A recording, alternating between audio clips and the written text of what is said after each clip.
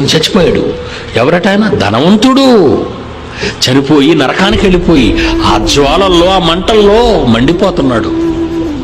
మండిపోతూ ఒక వేని కొనను ముంచి నీళ్లు అడుగుతున్నాడు, ఒక చుక్క.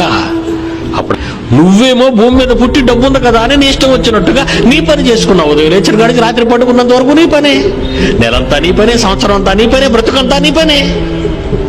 ఇక్కడికి వచ్చి నీళ్ళు అడుగుతున్నావు నువ్వే.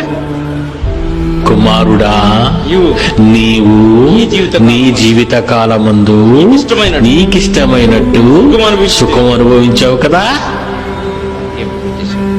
కనుక అగ్ని జ్వాలల్లో నువ్వు బాధపడాలి. మనం చూస్తున్నామే మన జీవితకాలంలో సూర్యుడిని 1500 కోట్ల సంవత్సరాలుగా మండుతున్నాడు. మన తాతలు అదే చూశారు, మన తాతలు అదే చూశారు. భూమి పుట్టక ముందు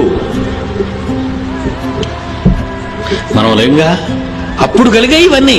అప్పుడు భూమి మీద పుట్టాం. ఆదాము నుంచి ప్రతి ఒక్కళ్ళు ఆ సూర్యుడిని చూస్తున్నారు. ఆనాటి నుండి మండుతూనే ఉంది. ఎప్పుడైనా తగ్గిందా?